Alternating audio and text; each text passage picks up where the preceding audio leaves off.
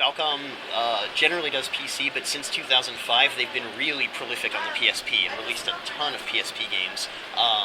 This is the first one that's PSP exclusive, though. It's also the first Ys game where you control a party of characters, but since it is a game where you classically only controlled one character, you still basically do control one character at a time. You can just switch on the fly. So you can be attacking with Adol's sword, and then switch immediately over to shooting with the bow. Switch immediately to Dogi and start punching. The fight system looks very, very fast. It is, and the two characters you're not controlling are controlled by AI, but I can't stress enough that it's totally unobtrusive. They might as well not be doing anything except, helping you out a tiniest bit, but they never get themselves killed, they never use items, they never get stuck anywhere. That's great. It's very unobtrusive AI, which I love. The game is very much about what you're doing with the characters, and the reason you want to switch is because every character has different types of attacks. And I see you're pretty far into the game right now, too. This is my own personal save game. The game normally lasts about 30 to 40 hours. That's my actual playtime. Oh, wow. Okay. Yeah, I put a lot of time into this game. But yeah, let me show you a little bit of combat in action. One of the great things about the game is the skill system. Every weapon in the game has its own unique skill. When you equip that weapon, you gain the ability to use that skill. As you use the skill, it levels up, and when it levels up for the first time, you learn it permanently and can use it no matter what weapon is equipped. That's how you learn skills. Every character has, I believe it's 11 unique skills, totally unique. Visually unique as well, functionally unique, not just attack skills, but some characters can steal items from enemies, drop landmines. One character has the ability to smack your party members with a giant hammer and boost their strength. Wow. So there's just a lot of skills to choose from. Does this game have any multiplayer in it at all? No multiplayer. It is a one-player game, but it's. E-Series has typically been a one-player series. It's very it's understandable. Yeah, of course. Yeah, but the skills are very visually impressive as well. Let's give you some Aisha skills here. The way they're used. Zoom in a little bit on the screen. Actually, the way they're used is once you have skills in mind that you want to equip on your party, you actually assign them to the face buttons on the PSP, as you can see here, and that shows up here in relation to the face buttons. Okay, yeah. And then you just hold R and press the appropriate face button if you have enough SP to use the skill. Excellent. So what are the controls normally without the spell the controls are actually being fully configurable. Excellent. Yeah. So right now I have it set. X does this cool dash roll, which I love doing to just sort of get around dungeons quickly and to avoid enemy attacks. O switches party members, X attacks, and triangle brings up the item menu for quick and easy use of items. And you can also press L when this yellow meter is full to pull off an extra skill, which is basically a limit break. As you use skills, this yellow meter fills, and when it's full, each character has their own unique extra skill as well. Let me show you one of Aisha's skills. I'll hold down R and use the square button to use that one there, which is Heavy Blast. It actually made the enemy heavy, which means they can't move very well, but they died before they had a chance to. So, yeah. This is also one of the quirks of this dungeon. It's a wind dungeon, and you equip this wind cape on your whole party somehow. Fun to think about. And as long as you have it equipped, you can ride fans and things and ride air currents up to higher parts of the dungeon. And it's not automatic. You actually can, just hang out there if you want. Can you explain what you just said to me? Because you said equip a cape to your whole party. Is there a party equip system? Yes. Party equipment right here. All of these items you equip to your whole party at once, basically. That's very unique. These boots, for example, if you equip them to your party, there are thorns along the ground that damage you. If you're wearing the boots, you just sort of kick them away. And this item, when you equip it, it allows you to walk on lava, which is really useful in the fire dungeon. And then this one lets you breathe underwater. Now, are these optional items that you may not come across, and you'll have to go through some these of them, parts of the game? For instance, these 3 at the end are entirely optional. They're very beneficial, though. I really like this one, in fact. Basically, when you kill enemies, they drop items and money, and if you have this thing equipped, the items and money just suck right into you, and you don't have to go collect it, which I love doing. The rest of them, though, the wind cape, you need that to get through this dungeon, and you actually find it in this dungeon. So before you have it, these fans don't do anything to you. But then once you have it, you're just whoa, you can blow yourself up to a nice high area. Let me show you Aisha's, let me show you Adol's extra skill. Enemy's going to die before he's even done using it. Yeah, but then this part is controllable. You can just like direct that wherever you want, which is awesome. great. I also love this dungeon. One thing Falcom always does, they always have quirks in their dungeon, gimmicks, if you will. And in this one, there's this section, which I love. It's just no solid ground whatsoever. That wheel is like sucking you in, so you have to like use the dash roll move to get around it because it does an immense amount of damage. Then when you're over solid ground, you take off the wind cape and drop down. You're still being sucked in though, so you have to be really careful. You have the Dogi here use some skills. Oh crap! No! There you go. So you can fall off the platform. You can. It doesn't hurt you. It just takes you down to a lower area. It is fully 3D dungeons. They're long too. Each dungeon will take you like 2 or 3 hours to get through. I mean, they're huge and they're fun to explore. Is the save system like designed properly for handheld? Save anywhere. Okay, excellent. Yeah, save anywhere outside of boss battles. That thing you saw that looked like a save point was actually a retry point. What that means is if you get a checkpoint, if you get a game over, you'll return there with exactly the same golden experience you had when you touched it. And also, there's a retry system for bosses, which I wish every game would do. If you get a game over on a boss, hit retry, and you'll just restart the boss battle with exactly the same health and everything. Final Fantasy 13 just did that. I wish every game did that. I've become spoiled. I can't play games that don't do boss retry. And especially in Falcom games, they're well known for their immensely difficult bosses. Oath and Felghana, for instance, has, like, I always tell people, and I'm not exaggerating here, Falcom gave lasers to things that should never have lasers. Like, literally, you have dragons that, like, shoot lasers from their eyes. And it's just like, oh god, no, I'm going to die. But yeah, story-wise, the East series, I mean, the original game was made back in '87, so the story was actually, for the time, really ahead of its time because it had character development and, like, characters dying and plot twists and things. In '87, you never got that. But I guess Falcom has always wanted it to have that same sort of classic feel. So every East game has a very simple, straightforward, some would call cliched story, but that's part of its charm. Like, it knows it's that. It doesn't try to be anything other than that, and it sort of revels in it. And it gives you this nostalgic feeling like you're a little kid in your pajamas playing your favorite game on your Super Nintendo. I love it. I mean, it's just like, it's that classic RPG feel that you just don't get very often anymore.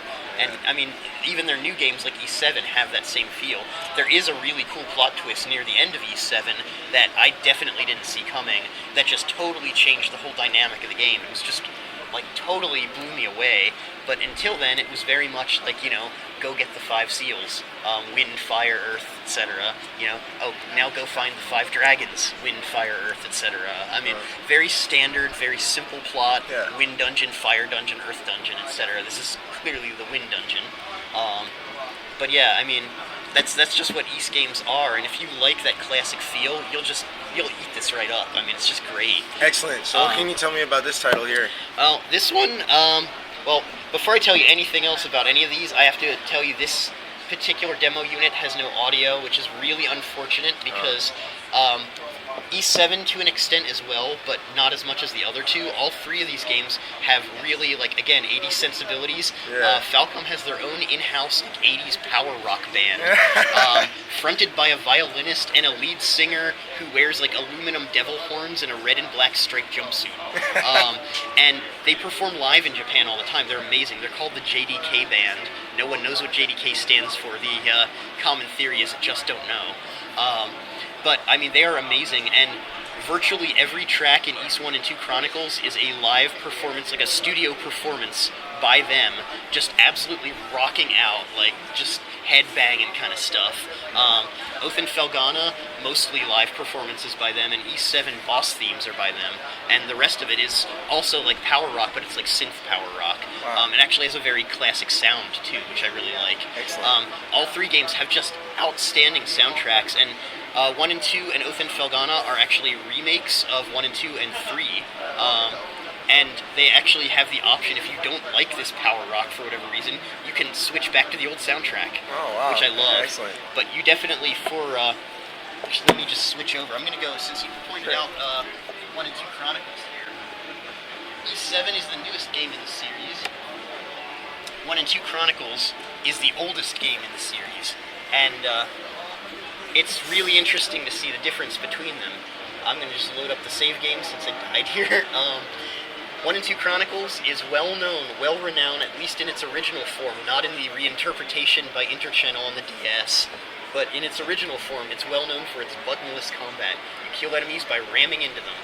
And if you ram into them head-on, you're going to take damage, but if you hit them slightly off-center or at an off-angle, you're going to just waste them. Really? It's very weird. I know it sounds strange, but check it out. You move at like motorboat speed here. Enemies explode into bloody jibs when you kill them, and it's a battle system that encourages you never to stop moving. And I remind you that there's like 80s power rock headbanging music playing right now if the audio worked on this system. And there was an attack button though, right? There isn't. In the DS version there is, but that is Interchannel's development. That is not Falcom's intended way to play the game. Falcom always intended the game to be played with this, what's called the bump system. And it honestly is just so fun because it's fast-paced, you're encouraged never to stop moving, and you've got the hard rock music playing at the same time. You never have to collect anything off the never ground? Never have to collect anything, it's automatically put into your inventory. Okay. Hit the sign there. This is not an English demo, I'm afraid, I'm sorry. But I love too the little details, like I'm standing in the cloud and watch, I like brighten as the sun goes over. Yeah. See, I was totally on center there and I got hit. But yeah, I love the fact too.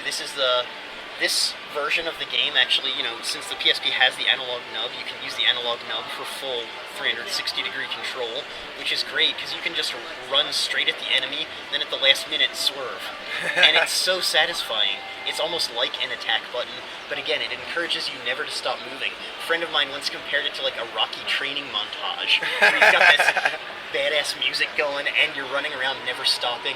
Now, I mean, the game does have some depth. Later in the game, you do learn a lot of spells. You get a fireball that you can shoot, for example, and then you get an item that lets the fireball home in on enemies. Are you always solo? You're always solo. And how many characters are playable? Is just only one? Adults. Okay. That's true of most East games except 7, and another PC exclusive game that XSEED is not bringing out, at least at this point, called Ys Origin, which takes place 700 years before Ys 1. So of course Adol is not the protagonist in that one. Okay. But yeah, this is it's just nice classic gameplay. I do love when you get some depth to this later with getting the spells and such. You get some really interesting things, especially put into the perspective of these games being released in 87 and 88 respectively. You gain a spell at one point that lets you transform into like a fuzzy kangaroo-like creature, at which point you can run around and instead of bumping into enemies to kill them, you bump into them to talk to them. Any map enemy, anywhere in the game, you can talk to. They have unique dialogue that describes why they're where they are, who ordered them there, why they hate you, things like that. And it's just... So wait, are they non-aggressive at that point? They're non-aggressive as long as you're in the... it's called a Roo, the creature. As long as you're in Roo form, the enemies are non-aggressive, and you can talk to them like they're villagers. Any enemy in the game. And after I got Roo form, I went all the way back to the beginning, and I was talking to the enemies at the beginning, and it was like, yeah, I haven't seen that red-haired guy in a while. It's like, wow, they actually have dialogue for everybody. It's just so, you don't see detail like that now. That's incredible. Well, that's one of the things that I really appreciated about Lunar. With Lunar, every single townsperson in every town has 2 or 3 dialogue scripts, and then after every little event in the game, you can go back and they all have something new to say in regards to what just happened. That's another thing that's great about the East games. All of the East games, especially Oath and Felghana, I'll get to that in a minute, but all of the East games, townsfolk are not just signposts, they have personality. You get to know them over the course of the game. And one of the things I've always loved about Falcom games, this is true of Trails in the Sky as well, you can trace every villager back to the bed they sleep in. They have a place, a home for everyone. That's even incredible. the ones just walking around. There will be empty houses you can go into solely because, that guy walking around on the street selling fruit or whatever needs a place to call home. And so, you have this empty house, you can go visit his house. He's never in it. The house is never used in the game, but it's there because it should be there. And I love that level of detail. And Felghana goes one step further. Every villager has a name and character development. Really? Felghana is actually fully voiced. It's the only one of the 3 that is. It's fully voiced for story advancing scenes anyway, not just random villager dialogue, but over 40 characters, including a lot of the villagers when they come up in the story are fully voiced, and it's just really cool. I love that level of detail. Let me show you a bit of Felghana actually, if you don't mind. With the unique battle system, the kind of run around, bump into enemies deal. How do the boss battles work in that game? Same way. Later on, like when you get the fireballs... Are the boss battles like small targets that move rapidly also? Sometimes they're huge targets with like, for example, one boss battle is an enormous target. I think the biggest difference is that most bosses in the game don't hurt you by touching them. It's just what they shoot out or things. Okay, so they have projectiles. So like they'll be like teleporting across the room, or like one boss, for example, turns into a flurry of bats, and you have to like dodge the bats, and then will reform for a second. And when he reforms, you can run through him and do damage. Gotcha. There's also a boss where every time you hit him, like he doesn't really do much. He just like shoots things that are pretty easy to avoid. But when you run through him and damage him, the section of floor he was standing on at the time collapses. So if you're not careful, you can trap yourself in a corner and die. So you have to be really careful where you hit him. So the bosses very cleverly make use of that bump system, and it's really cool. Excellent. Oath in Felghana is a really interesting game. Technically, it is actually the newest of the PSP games that will be releasing, as far as the ones that were released in Japan anyway. You'll get a chance to hear a little bit of Falcom Sound Team JDK's rockin' music here too. Excellent.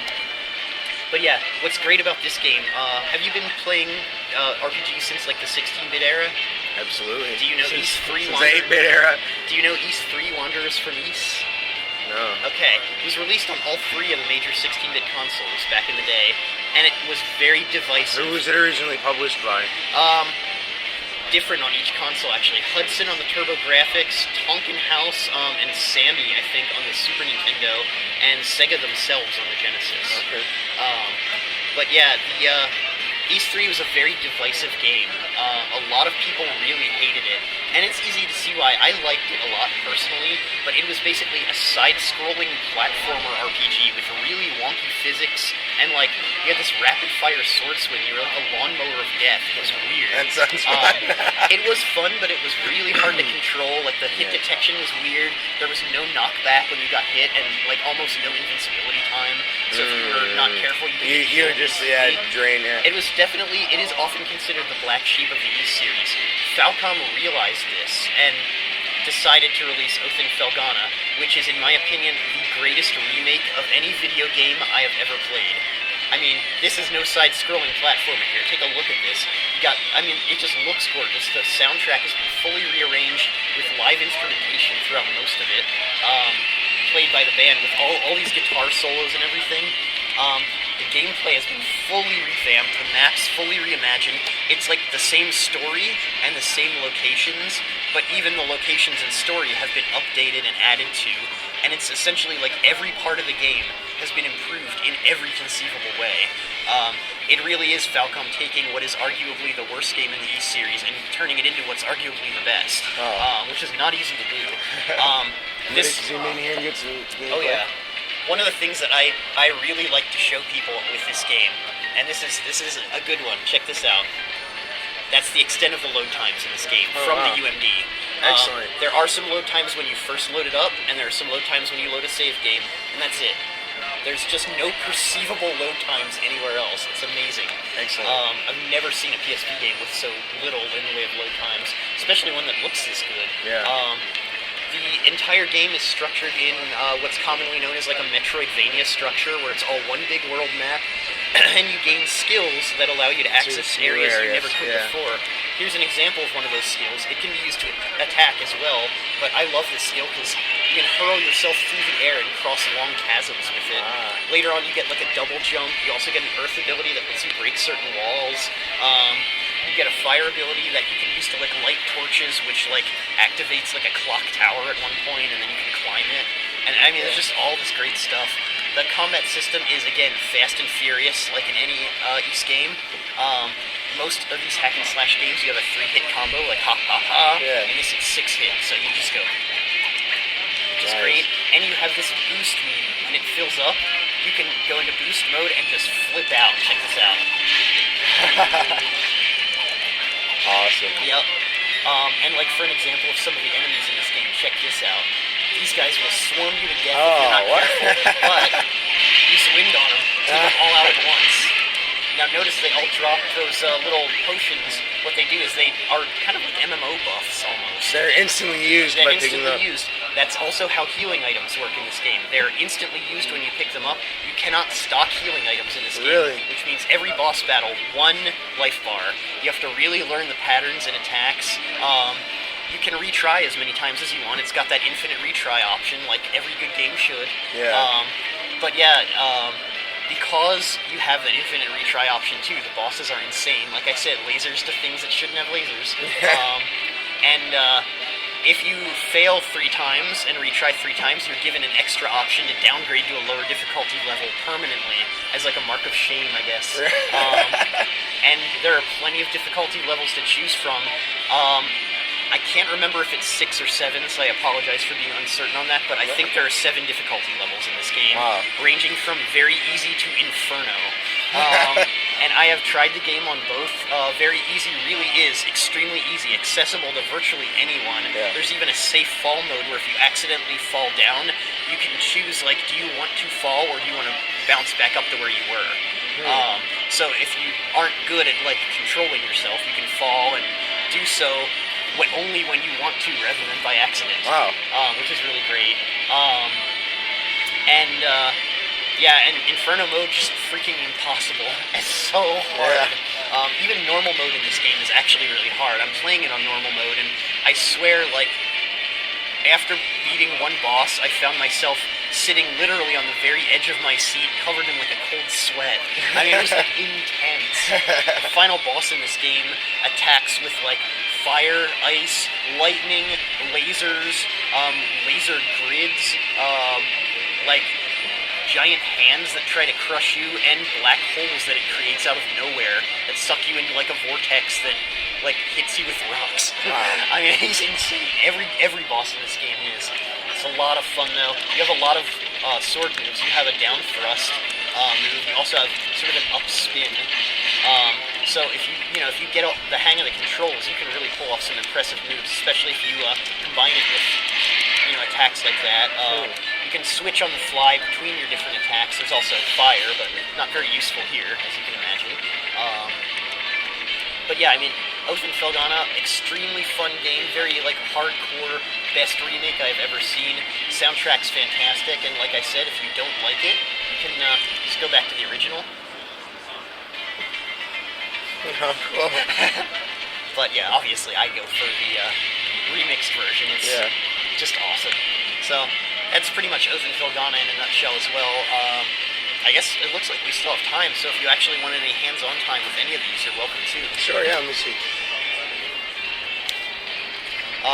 These controls are very simple. I have them set, again, fully configurable. I have them set to square is attack, X is jump, and O uses your skill. You can actually hold down O to charge up your skill. Those are actually healing items that they drop, so you can just pick them up and get healed.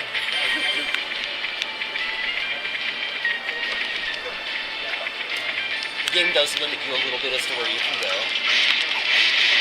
Yeah, you definitely want to use that skill to get rid of them, yeah. And remember, you can charge it up too to use like an even bigger wing thing. The nice thing about the skills in this game, and every East game really, is that them all, or? It recharges on its own over time, the MP meter.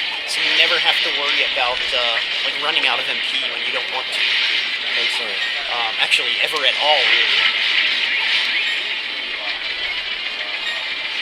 Yeah, Falcom games are hardcore, but they're hardcore in that way that makes them really forgiving too. Like, they can be as hardcore as you want them to be, pretty much, which I love. Yeah, the down thrust will often stun enemies, which is very useful when you're being swarmed by a ton of them at a time.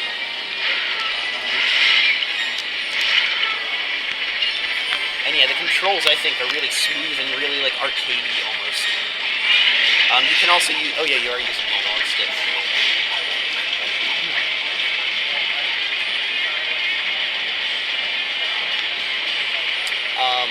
Yeah, this game actually is not save anywhere. That is a save point. But the game does have ample save points. If you touch it too, you'll be fully healed, which is nice. Yeah.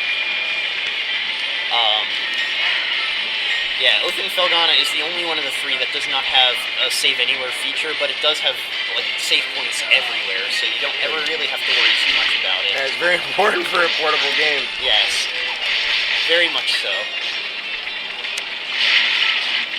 And believe Trails in the Sky is also save anywhere, which is actually pretty unusual for a turn-based RPG. So that's another very cool feature of that.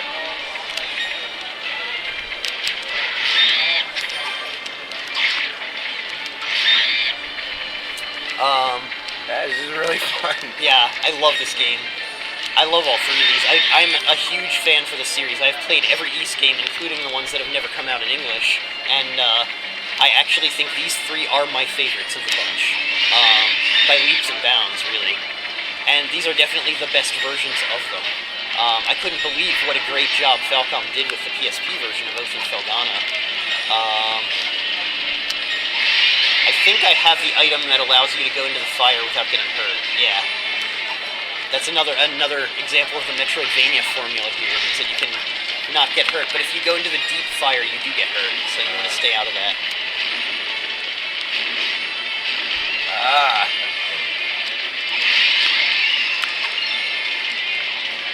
Sadly, I've been here. Yeah, this is my own personal save game, so. Awesome. But yeah, that is Ys Games in a nutshell. Like I said, E7 is coming out this late summer. A few months later, this one's coming out, Oath and Felghana. A few months after that will be 1 and 2 Chronicles, which is probably early 2011 at that point. And then Trails in the Sky will be a few months after that, first chapter. As for second and third chapter, with the amount of text that's in first chapter alone, I have no clue when we're going to get second and third chapter out. It will be more than a few months after first chapter, I think. Gotcha. But we'll try to get it out as soon as we can.